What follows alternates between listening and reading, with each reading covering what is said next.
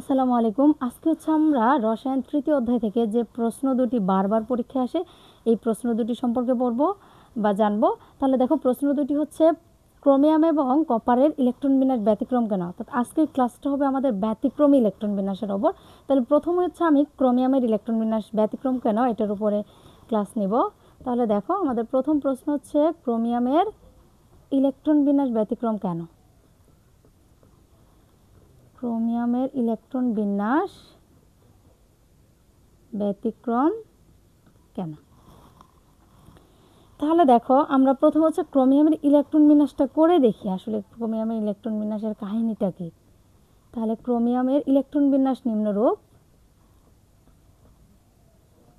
ক্রোমিয়ামের electron বিন্যাস নিম্নরূপ, ঠিক আছে। তাহলে দেখো তো, ক্রোমিয়াম আমাদের কত নম্বর মৌল পরের সারণীর? 24 নম্বর মৌল। তাহলে দেখো, আমি যদি ইলেকট্রন বিন্যাসটা করি তাহলে জানি 1s2 2s2 2p6 3s2 3p6 3d এবং 4s। তাহলে দেখো, আর বাকি আছে কয়টা? 6টা। তাহলে এইটুকু পর্যন্ত 18টা 19 20 এরপরে 4টা। তাহলে দেখো, আমরা যদি ক্রোমিয়ামের স্বাভাবিক ইলেকট্রন বিন্যাস করি, আমরা তো ইলেকট্রন বিন্যাসটা যে করি এটা কোন নীতির ওপরে করি? এটা হচ্ছে বিজ্ঞানী আফবাউয়ের নীতির ওপরে করি। বিজ্ঞানী আফবাউ বলছে যে ইলেকট্রন আগে নিম্ন শক্তি স্তরে প্রবেশ করে, এরপর হচ্ছে উচ্চ শক্তি স্তরে প্রবেশ করে। তাহলে সেই দিক বিবেচনা করে দেখা যায় যে ইলেকট্রন বিন্যাস ঠিক আছে। অর্থাৎ ক্রোমিয়ামের ইলেকট্রন বিন্যাস, এই ইলেকট্রন বিন্যাসটি স্বাভাবিক হলেও কিন্তু ভুল। অর্থাৎ ক্রোমিয়ামের ইলেকট্রন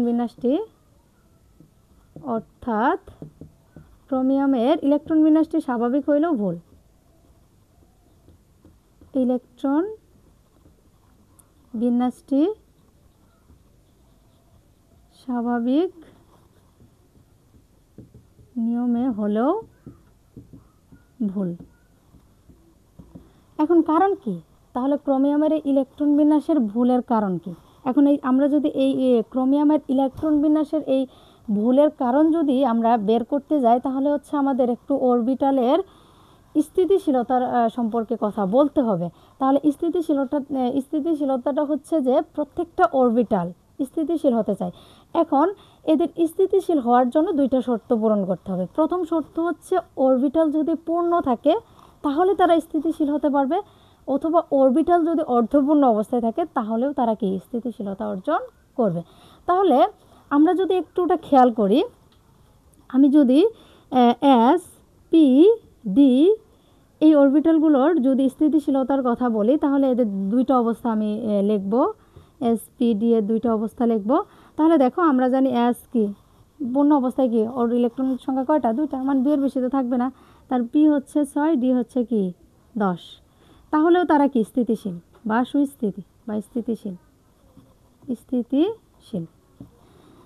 এখন এটাও স্থিতিশীল। আবার যদি এই অরবিটালগুলো যদি অর্ধপূর্ণ অবস্থায় থাকে তাহলেও তারা স্থিতিশীল হবে। তাহলে দেখো তো, তাহলে কি বলছে? এস এর অর্ধেক কি, মানে এস এর ইলেকট্রনের অর্ধেক কি, অর্থাৎ 2 এর অর্ধেক কি 1 না? তারপর হচ্ছে 3 এর অর্ধেক কি 6 এর অর্ধেক হচ্ছে 3, 10 এর অর্ধেক হচ্ছে কি 5। তাহলে এরা কি হবে? স্থিতিশীল হবে। তার মানে দেখো, আমরা জানি অরবিটালগুলো যদি পূর্ণ এবং অর্ধপূর্ণ অবস্থায় থাকে তাহলে তারা কি হবে? স্থিতিশীল হবে। তাহলে তোমরা যদি একটুটা খেয়াল করে ইলেকট্রন বিন্যাসের দিকে, তাহলে দেখো সে একটুটার জন্য স্থিতিশীলতা অর্জন করতে পারতেছে না। দেখো, আমরা যদি একটুটা খেয়াল করি তাহলে সে কিন্তু স্থিতিশীল হতে পারবে। যেমন এই যে 3D এবং 4s, 3D, তাহলে দেখো তো ডি যদি এখন স্থিতিশীল হতে চায়, এখন সে বলতেছে আমি স্থিতিশীল হবে, এই অরবিটালটা স্থিতিশীল হবে। এখন স্থিতিশীল হওয়ার জন্য তাহলে দেখো ওর কাছে ইলেকট্রন আছে 4টি, আর একটা ইলেকট্রন হলেই কিন্তু সে স্থিতিশীল হতে পারবে। এর জন্য সে কি করবে? 4s এর কাছ থেকে একটা ইলেকট্রন সে কি করবে? গ্রহণ করবে। তাহলে সে যদি একটা ইলেকট্রন 4s এর কাছ থেকে গ্রহণ করে তাহলে দেখো কি হবে?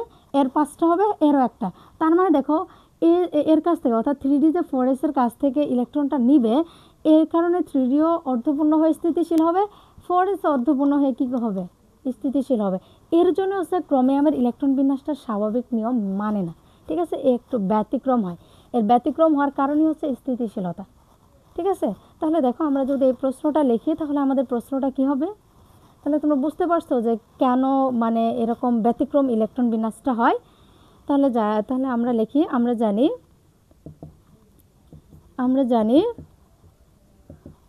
জানি অরবিটালগুলো পূর্ণ বা অর্ধপূর্ণ অবস্থায় থাকলে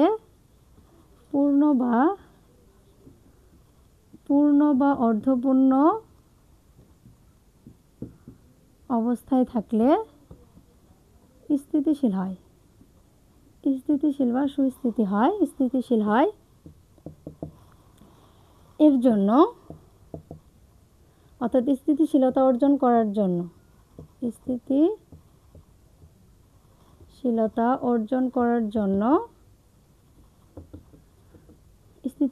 অর্জন করার জন্য 3D অরবিটাল 4s অরবিটাল থেকে একটা ইলেকট্রন গ্রহণ করবে।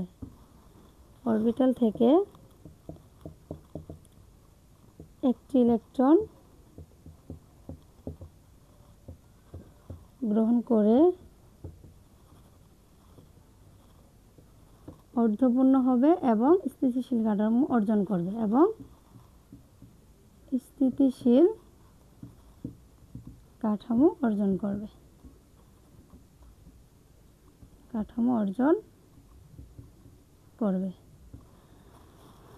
তাহলে ক্রোমিয়ামের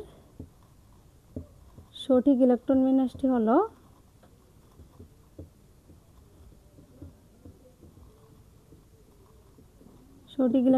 হবে ক্রোমিয়াম 4 অর্থাৎ ক্রোমিয়াম হচ্ছে 24, তাহলে 1s2 2s2 2p6 3s2 3p6 3d এবং 4s।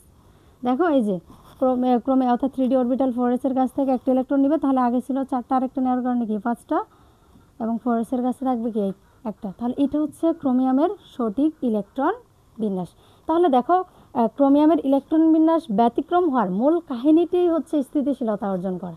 ঠিক আছে, তাহলে দেখো আমরা যদি শুরু থেকে আবার বুঝি যে ক্রোমিয়ামের যদি আমরা স্বাভাবিক ইলেকট্রন বিন্যাস করি তাহলে স্বাভাবিক ইলেকট্রন বিন্যাসটা হবে এরকম, কিন্তু এই ইলেকট্রন বিন্যাসটি স্বাভাবিক হওয়ার সত্ত্বেও হচ্ছে ভুল। কেন ভুল? কারণ আমরা জানি অরবিটালগুলো পূর্ণ বা অর্ধপূর্ণ অবস্থায় থাকলে স্থিতিশীলতা অর্জন করে, মানে স্থিতিশীল কাঠামো লাভ করতে পারে। তাহলে আর দেখো ডি অরবিটাল অর্থাৎ ডি অরবিটাল যদি অর্থাৎ ডিতে ইলেকট্রন থাকতে পারবে হচ্ছে 10টি, 10 এবং যদি 5 অর্থাৎ 10-এর অর্ধেক হচ্ছে 5, তার মানে কি সে যদি 10টা ইলেকট্রন গ্রহণ করতে পারে তাহলেই সে স্থিতিশীল, আবার যদি তার 5টা ইলেকট্রন থাকে তাহলেও সে কী হবে? স্থিতিশীল হবে। এই স্থিতিশীলতা অর্জন করার জন্য 3d অরবিটাল কী করবে? 4s এর কাছ থেকে একটা ইলেকট্রন গ্রহণ করবে। তো একটা ইলেকট্রন গ্রহণ করার কারণে সে অর্ধপূর্ণ হবে, আর এই অর্ধপূর্ণর কারণে সে স্থিতিশীলতা কাঠামো কী করবে? অর্জন করবে। এর জন্য ক্রোমিয়ামের সঠিক ইলেকট্রন বিন্যাসটি হবে এরকম, অর্থাৎ 3dতে 5টা হবে এবং 4s হবে কি একটা। তাহলে এটা হচ্ছে আমাদের ক্রোমিয়ামের ইলেকট্রন বিন্যাস অর্থাৎ ব্যতিক্রম কেন এর ব্যাখ্যা। এবার চলো হচ্ছে আমরা কপারের ইলেকট্রন বিন্যাস ব্যতিক্রম কেন এর ব্যাখ্যাটা পড়ব। তাহলে দেখো এখন হচ্ছে আমাদের ক্রোমিয়ামেরটা চলে গেল, এখন পড়ব হচ্ছে আমরা কপারের ইলেকট্রন বিন্যাস ব্যতিক্রম কেন। কপারের ইলেকট্রন বিন্যাস ব্যতিক্রম কেন, ঠিক আছে। তাহলে দেখো আমরা যদি কপারের ইলেকট্রন বিন্যাস করি, কপারের ইলেকট্রন বিন্যাস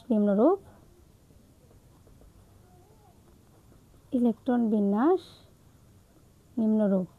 তাহলে দেখো তো কপার পর্যায় সারণীর কত নম্বর মৌল? কপার হচ্ছে পর্যায় সারণীর 29 নম্বর মৌল, ঠিক আছে। তাহলে আমরা যদি ইলেকট্রন বিন্যাস করি 1s2 2s2 2p6 3s2 3p6 3d 4s, তাহলে দেখো আমরা কিন্তু এখানে ইলেকট্রন দেওয়ার আগে আমরা একটু চিন্তা ভাবনা করি, কারণ কি আমাদের মানে বাহ্যিক দিকে যদি আমরা খেয়াল করি, অর্থাৎ বাহ্যিক বরাবর মানে বাহ্যিকভাবে যদি আমরা খেয়াল করি তাহলে দেখবা যে 3d অরবিটাল এবং 4s অরবিটালের ভেতরে 3d অরবিটালের শক্তি কম মনে হবে, মানে এটাকে ছোট মনে হবে। বিজ্ঞানী আব্বাও তো বলেছিল যে ইলেকট্রন আগে কম শক্তি স্তরে প্রবেশ করবে, এরপর বেশি শক্তি স্তরে প্রবেশ করবে।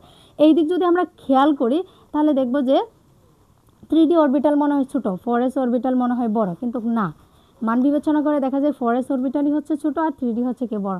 এর জন্য হচ্ছে আমরা এখানে ইলেকট্রন দেওয়ার আগে হচ্ছে আমরা 4s কে আগে দেবো, এরপর 3d কে পরে দেবো। তাহলে দেখো এতটুকু পর্যন্ত হচ্ছে আমার 18টা হয়ে গেছে গা, তাহলে তো এখানে 2টা দিব, তাহলে কয়টা 20টে, তাহলে 29টা হতে আরও 9টা বাকি, ঠিক আছে। কিন্তু এই ইলেকট্রন বিন্যাসটা স্বাভাবিক হওয়ার সত্ত্বেও ভুল, অর্থাৎ কপারের ইলেকট্রন বিন্যাসটি স্বাভাবিক হওয়া সত্ত্বেও ভুল। ইলেকট্রন বিন্যাসটি স্বাভাবিক হওয়ার সত্ত্বেও ভুল।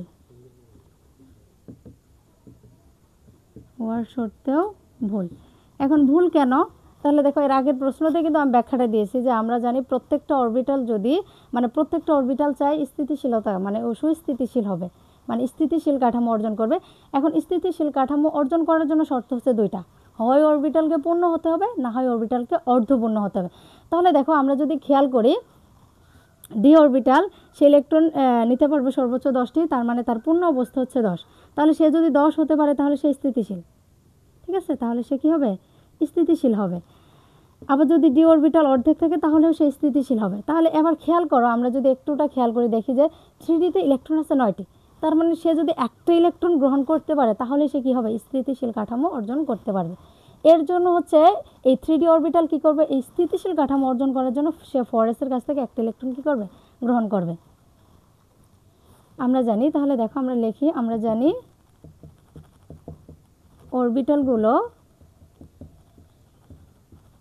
অরবিটালগুলো পূর্ণ বা অর্ধপূর্ণ অবস্থায় থাকলে স্থিতিশীল হয়। পূর্ণ বা অর্ধপূর্ণ অবস্থায় থাকলে স্থিতিশীল হয়। তাই 3D অরবিটাল স্থিতিশীল কাঠামো অর্জন করার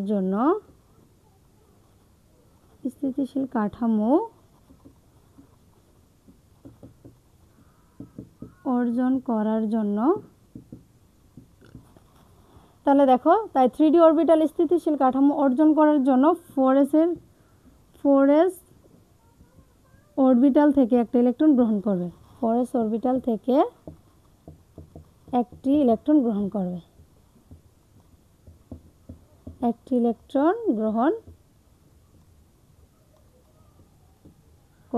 ঠিক আছে, তার কি? তাহলে আমরা জানি অরবিটালগুলো পূর্ণ বা অর্ধপূর্ণ অবস্থায় থাকলে স্থিতিশীল হয়। তাই 3D অরবিটাল স্থিতিশীল কাঠামো অর্জন করার জন্য 4s অরবিটাল থেকে একটা ইলেকট্রন গ্রহণ করবে। তাহলে কপারের সঠিক ইলেকট্রন বিন্যাসটি হলো